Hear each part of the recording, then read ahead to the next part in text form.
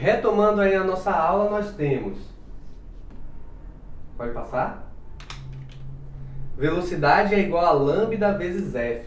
Como é que a gente chegou nessa relação? Olhe bem, se vocês percebem que a frequência é o inverso do período, ou seja, f é igual a 1 sobre t, se a gente substituir no lugar de f e colocar 1 sobre t, ela volta a ser a equação original. Então nós podemos relacionar a velocidade da onda tanto com o comprimento de onda como com a frequência. Isso é muito importante. Pode passar? Ok, aí eu estou mostrando para vocês a relação que eu havia falado, então não esqueçam de anotar os slides, tá certo? Aqui a gente vai falar sobre a velocidade de uma onda eletromagnética. Nesse ponto a gente vai falar sobre a diferença entre uma onda eletromagnética e uma onda mecânica.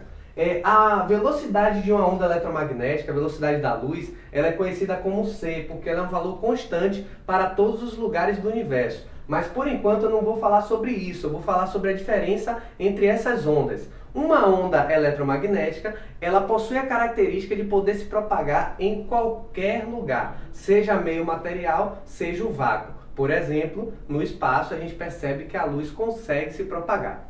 Por outro lado, o som é uma onda mecânica, por exemplo, e uma onda mecânica ela não consegue se propagar no espaço, ela não consegue se propagar no vácuo. Por que isso? Porque ela precisa de um meio material para poder se propagar. E o som, ele também é degradado pelo ar, pela resistência do ar. Quantas vezes a gente está correndo na orla, né? E aí a gente está contra o vento, a gente tenta chamar a pessoa da nossa frente e a gente não consegue chamá-la porque ela não consegue escutar. O som é degradado antes de chegar nela. Então, essa é a diferença básica entre uma onda eletromagnética e uma onda mecânica. Eu tenho uma questão, no final da aula eu irei falar para vocês, tá certo? É uma questão que vai atiçar sua curiosidade.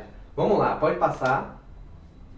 Elementos de onda. Ainda falando sobre isso, a gente tem uma interferência de onda, ou seja, se eu coloco uma onda e depois eu coloco outra onda e elas interagirem, o que acontece? Meus amigos, elas podem interagir de duas formas, ou de maneira construtiva ou de maneira destrutiva. Se for construtiva, as suas amplitudes, elas irão somar. Quando uma está para cima e a outra também está para cima, eu digo que elas estão em fase. E por elas estarem em fase, as suas amplitudes irão se somar. Um exemplo claro que eu vejo, que eu observo isso aqui, é a onda do mar. Uma ondinha vai encontrando uma outra maior e aí elas vão se somando até formar uma onda cada vez maior, tá certo? Uma interferência destrutiva é quando uma onda está para cima, a outra está para baixo. Quando acontece isso, elas vão interagir de maneira destrutiva. Onde é que eu observo um exemplo aqui?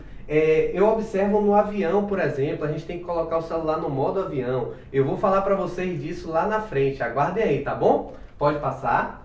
Quando os objetos se deslocam a velocidades maiores do que a velocidade do som, eles ultrapassam a barreira do som. Quando isso acontece, o objeto ele fica silencioso. Como assim, Alcio? Essa é uma outra coisa que eu vou falar para vocês lá na frente também. Estou deixando vocês bem curiosos, né?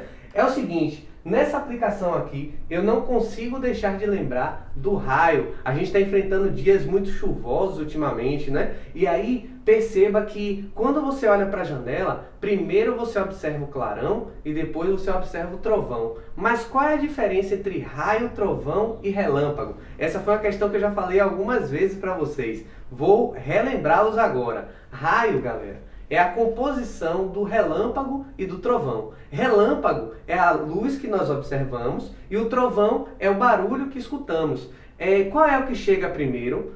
Primeiro a gente observa o clarão e depois escutamos o trovão. Por que isso acontece? Porque a luz ela se propaga muito mais rápido do que o som, tá certo? Pode passar.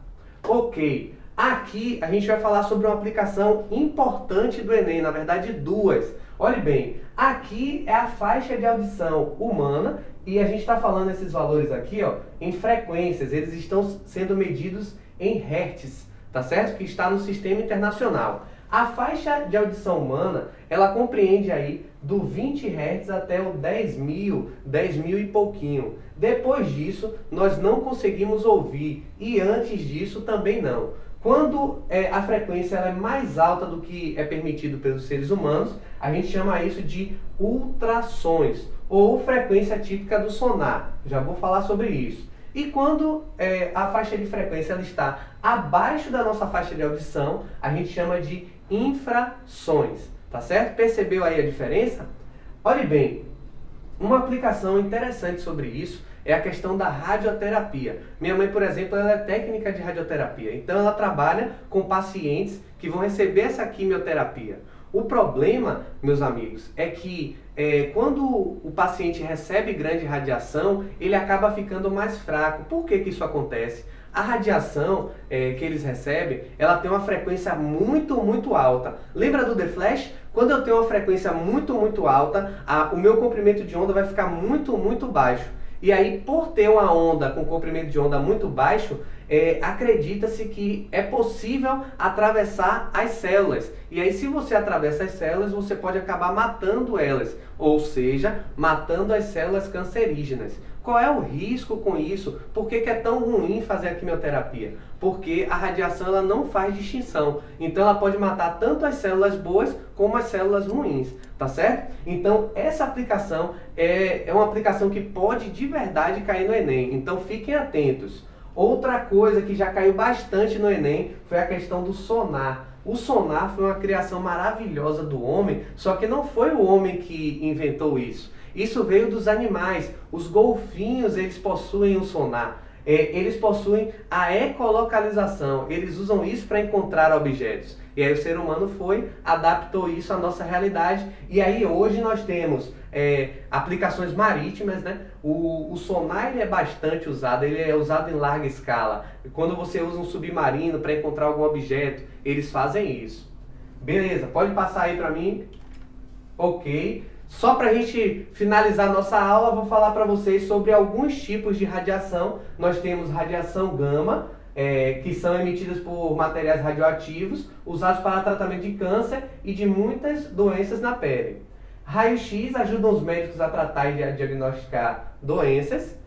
Raios ultravioletas são usados como desinfetantes. Raios infravermelhos são emitidos por corpos aquecidos e usados para secar pinturas. Existem inúmeras aplicações para eu poder falar para vocês sobre esse assunto. A gente vai trabalhar isso quando a gente estiver estudando calorimetria. Vou fazer essa revisão para vocês também. Outra coisa, ondas de rádio são usadas pelas emissoras de rádio e televisão. A pergunta que eu tenho para nós encerrarmos essa aula é a seguinte. No trailer de Vingadores Ultimato, o Homem de Ferro, ele tentou mandar uma mensagem para a senhorita Potts. Eu não sei se ele conseguiu. Para saber, você vai ter que assistir o filme novamente. O que foi que ele fez? Ele mandou essa mensagem, e aí o que eu queria saber de vocês é como é que ele conseguiu mandar essa mensagem se o som não se propaga no espaço? Coloquem a resposta lá nos comentários para mim, tá certo? Galera, muito obrigado e até a próxima. Um beijo do Alce!